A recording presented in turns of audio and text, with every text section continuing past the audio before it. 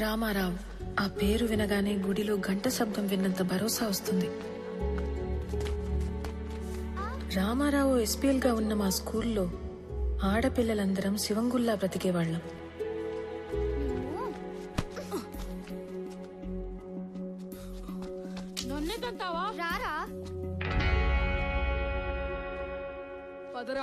అదేంటో మొదటిసారి రామాని చూసిన రోజు నుంచి మాకేదో తెలియని బంధం ఉన్నట్లు అనిపించింది. అనంతు చీమల్ని ఎందుకు చంపుతాండవరా? మాస్టర్ పాట మొదలు పెట్టినారు, లోపలి పో. కాలక్రమేణా మా అనే మాట పోయి మన అనే భావనతోనే బ్రతికేశాం. హిందీ లాంగ్వేజ్ అంటే ఏంటి? జాతీయ భాష, నేషనల్ లాంగ్వేజ్. మీకు తెలుగు రాకపోయినా పర్వాలేదురా, హిందీ రాకపోతే మీరెవ్వరూ దేనికి పనికిరారు. సార్, మాతృభాషతో పాటు పరభాష నేర్చుకోవడం తప్పు కాదు సార్, కానీ మాతృభాషను హేళన చేయకూడదు సార్. హిందీ మన జాతీయ భాష కాదు సార్, అధికారిక భాష. ప్రతి విషయంలోనూ రామారావు శైలి, చూసే విధానం ప్రత్యేకంగా ఉంటాయి. రోజులు గడిచే కొద్దీ మా వయసుతో పాటు మా మధ్య ప్రేమ కూడా పెరిగింది.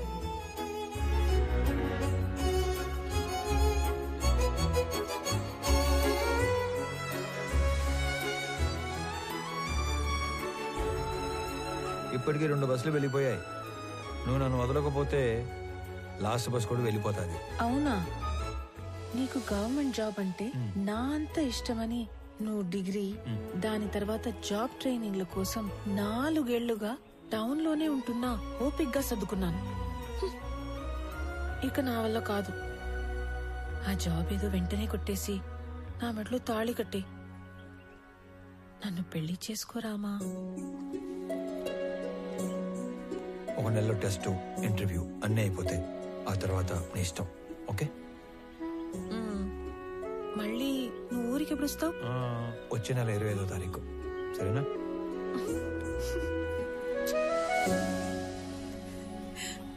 రామాతో పెళ్లి తర్వాత జీవితం గురించి చాలా కళ్ళు కన్నాను. ఏ చిన్న సమస్య వచ్చినా మాలో మేమే ఒకరికొకరం సాయం చేసుకునేవాళ్లం.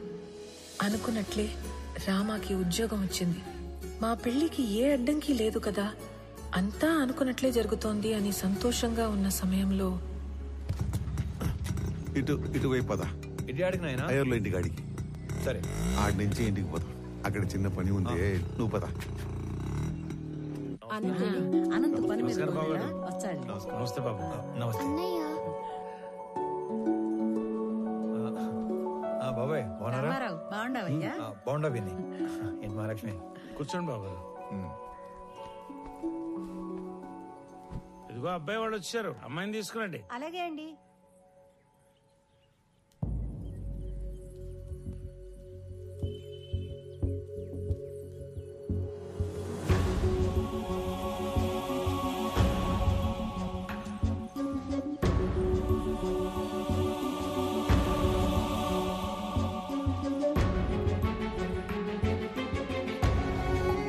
ఒక్కగానొక్క కూతురు, పేరు నందిని.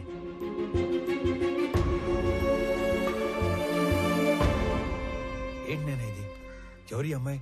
మాలిని గురించి మీకు తెలుసు కదా? తెలిసే వీళ్ళని రమ్మని చెప్పినాను. మాలినికి పెళ్ళైపోయినది.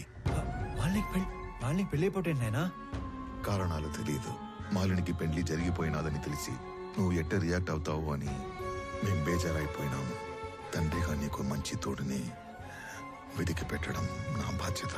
నిర్ణయం నీ హక్కు. లేదైనా నాకు కొంచెం టైం కావాలి. ఆ తర్వాత నిర్ణయం మీరే తీసుకోండి. నువ్వు నీ ప్రాణం పోయినా నీ స్వార్థం కోసం అయితే వేరే పెళ్లి ఒప్పుకో. ఏదో ఒక కారణం చేతే ఈ పెళ్లి చేసుకుని ఉంటావు. నువ్వు తలదించుకునే తప్పేమీ చేయలేదు మాలిని. మన ప్రేమ మన ఇద్దరికి మాత్రమే సంబంధించింది. పెళ్లి మన వాళ్ళందరికీ సంబంధించింది. ప్రేమ విషయంలో మనలో ఎవరో ఒకటి నిర్ణయం తీసుకోవచ్చు, కానీ పెళ్లి విషయంలో మన వాళ్ళందరూ నిర్ణయం తీసుకోవాలి. ఎందుకు, ఏమిటి అని అడగటానికి నేను రమ్మలేదు. నిన్ను చూసి చాలా రోజులైంది కదా, చూద్దామని రమ్మన్నాను. మాలిని, ఒక్కసారి తలెత్తి చూడు.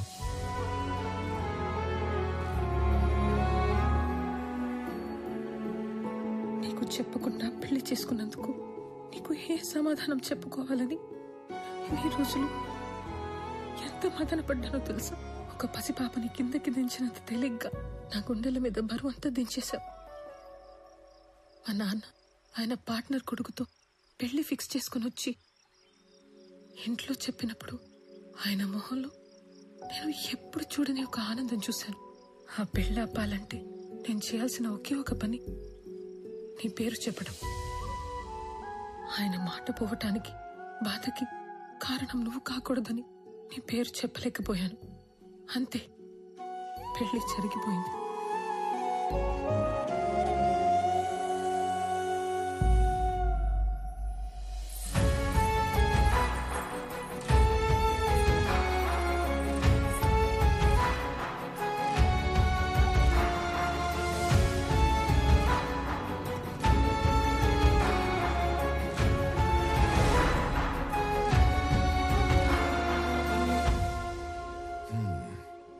కోడలుగా రావాల్సిన అమ్మాయి పాపం తలరాత.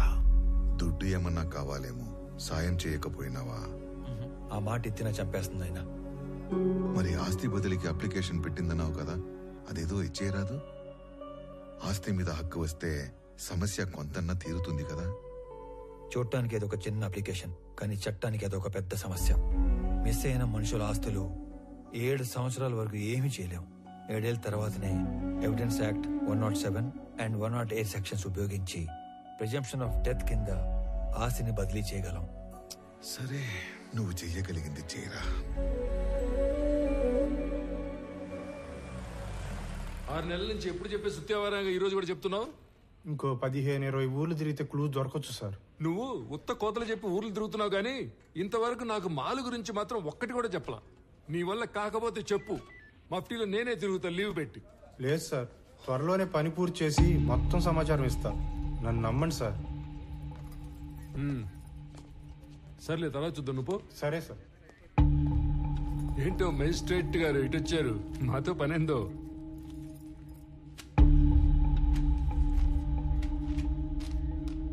అరే, ఇది మిస్సింగ్ కేసు. మాయ్, నువ్వేనా మాలిని అంటే? అదే టన్నులు ఉత్తరాలు రాస్తుంటావు. ఇంకా ఈ కేసులో ఆచూకీలు ఏం దొరకలేదు, దొరకగానే చెప్తాను. ఇక పోండి. కంప్లైంట్ ఇచ్చి దాదాపు సంవత్సరం అయింది. ఎఫ్ఐఆర్ కూడా ఫైల్ చేసినట్లేదు. ఆ మనిషి ఏడో మిస్ అయ్యాడో ఆడికి పోయి కంప్లైంట్ చేయండి, ఫైల్ చేస్తారు ఎఫ్ఐఆర్.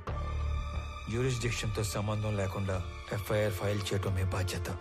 సరే, ఎఫ్ఐఆర్ ఫైల్ చేయలేదు. ఇచ్చిన కంప్లైంట్ మీద ఏం ప్రోగ్రెస్ సాధించారు? హలో, ఏందమ్మా సాధించేదా? ఏంది ప్రోగ్రెస్లు, అటెండెన్స్లు నేను నా పైనకే చెప్పను. ఓ అడగటానికి వచ్చాడు పెద్ద. సరే, మేమేం ప్రోగ్రెస్ చేయలేదు అనుకుందాం. అనుకుందాం మాట వరుసకి. ఆ తప్పైనాడు పెళ్ళం, సొంత వాళ్ళు కూడా ఎత్తుకుంటారు కదా, మరి వాళ్ళేం ప్రోగ్రెస్ సాధించారు? పెద్దానికి పెద్దోడు పోలీస్ స్టేషన్ మీద పట్టమే, తలుపులు బార్లు తెరుచున్నాయని. అయినా ఇందులో మీకు అంత ఇంట్రెస్ట్ ఏందో? మాయ్, నువ్వే తప్పుగా అనుకోగాక. అనుకోలే. ఆమెకి తోడుగా నేను ఇక్కడికి రిక్వెస్ట్ చేయడానికి రాలేదు. ఒక సబ్ డివిజన్ మ్యాజిస్ట్రేట్ గా నా పరిధిలో ఉన్న ఒక పౌరుడు మిస్ అయ్యాడు, దాని గురించి ఎంక్వైరీ చేయడానికి వచ్చాను.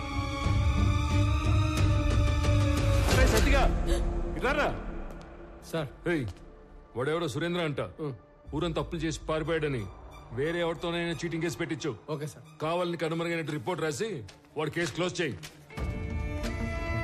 ప్రతి ఓడికి జవాబు చెప్పాలంటే దేవుడు రోజుకి 48 గంటలు ఇచ్చినా సరిపో. పండి పండి, మేము భోజనాలు పెట్టాం ఇక్కడ. దీని అన్న జీవితం ఎవడెవడో రావటం, అడ్డమైనవన్నీ అడగటం, ఏందో ఇది.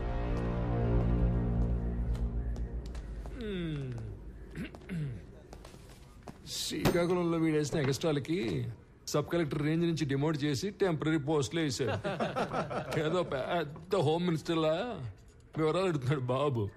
అదేదో మనం ఓరకనే కూర్చొని ఆలోచన చెప్పుకుంటున్నట్టు కటింగ్ ఇస్తున్నాడు. ఏంది సార్? మళ్ళీ వచ్చావేంది? ఏదో రాంగ్ కేసు పెట్టి కేసు క్లోజ్ చేద్దాం అనుకుంటున్నావేమో. చీటింగ్ కేసు కాదు ఇది, మిస్సింగ్ కేసు అని నేనే ట్రేస్ చేసి అఫీషియల్ గా నీ చేతే ఇన్వెస్టిగేట్ చేయిస్తా. నువ్వు ఈ స్టేషన్ లో ఛార్జ్ తీసుకున్న తర్వాత 2 లాకప్ డెత్లు జరిగాయి. నిన్ను ఎంక్వైరీ పేరుతో 3 పూట్ల నా ఆఫీస్ చుట్టూ తిప్పి 3 ఏళ్ళు ఇంట్లో కూర్చోబెడతాను.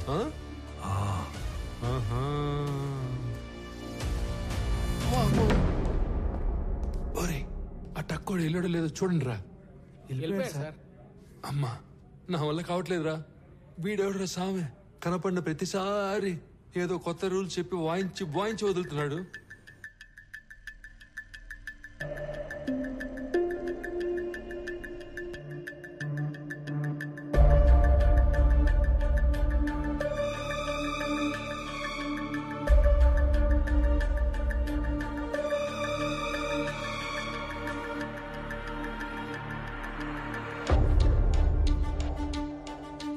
ఇతనే వర్మ.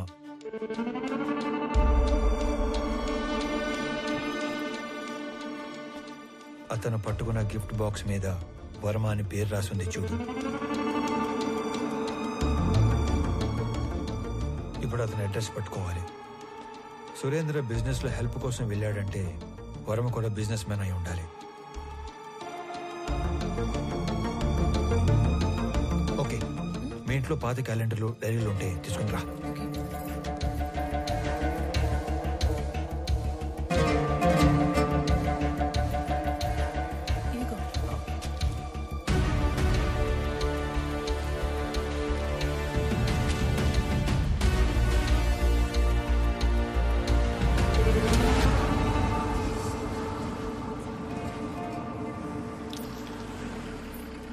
పాపా, వర్మ గారు ఉన్నారమ్మా? మా నాన్న లేడు. మీరు మా నాన్న ఫ్రెండా? ఎవరయ్యా నువ్వు?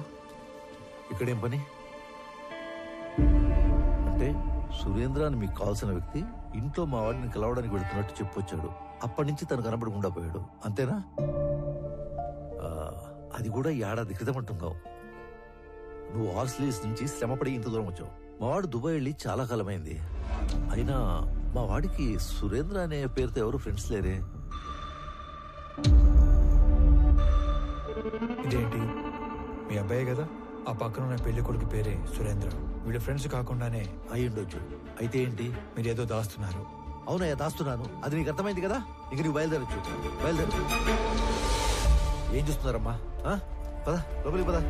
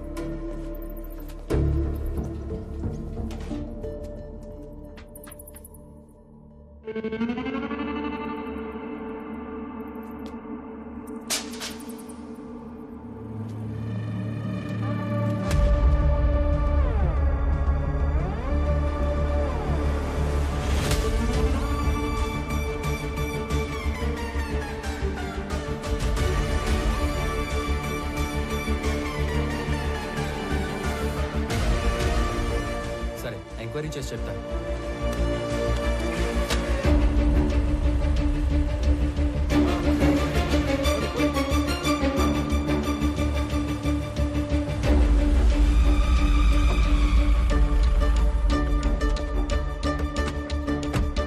నమస్తే సార్. నమస్తే సార్.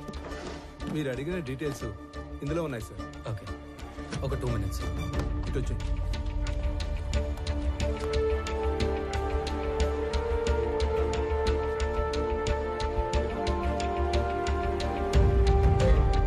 అదేంట్రా, అలవాటు ప్రకారం 2 చేతులతో అన్ని డీటెయిల్స్ రాసుకుంటున్నావు? వీటితో పని ఉంది. సరిగా రాఘవ, అక్కడ ఉన్న వాళ్ళలో నీకు ఎవరి మీద ఎక్కువ నమ్మకం ఉందో అతని పిలువు. శ్రీధర్ సార్, మీరు ఐడెంటిఫై చేసినట్లే పోయిన సంవత్సరం మేలో 10 నుంచి 11 కంటైనర్ల గ్రానైట్ ఈ రూట్లో వెళ్ళినట్టు మన చెక్ పోస్ట్ లో ఎంట్రీస్ ఉన్నాయి సార్. సాధారణంగా గ్రానైట్ పేరుతో మంగళూరుకు వెళ్లే కంటైనర్ల వెనక ఒక చిన్న మర్మం ఉంది సార్.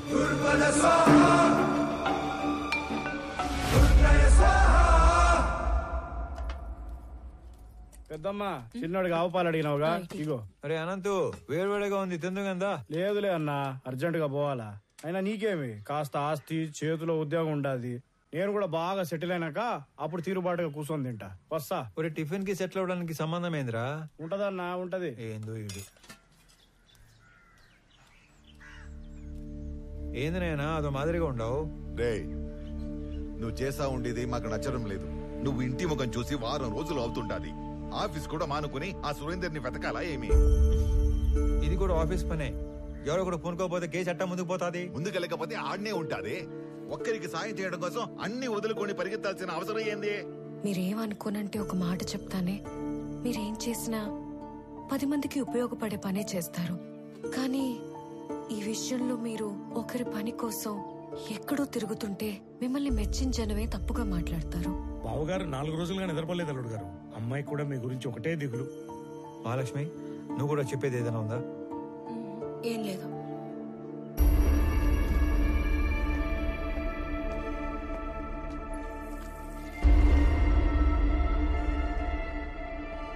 మీరు అనుకున్నట్టు నేను కేవలం మాలిని హస్బెండ్ సురేంద్ర ఒక్కడి కోసమే ఇన్ని రోజులు తిరగలేదు. కనపడకుండా పోయింది ఒక్కరు ఇద్దరో కాదు, దాదాపు 20 మంది. సురేంద్ర కోసం వెళ్తే వర్మ, వర్మ కోసం వెళ్తే అతని అసిస్టెంట్ రాజా, రాజా కోసం వెళ్తే వెంకట్. ఇలా నా దగ్గర పెద్ద లిస్టే ఉంది.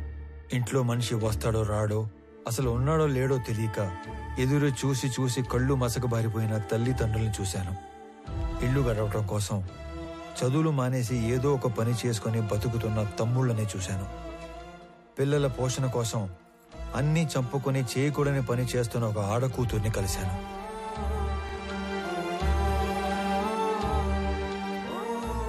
మా కొడుకే మాకు ఆధారం.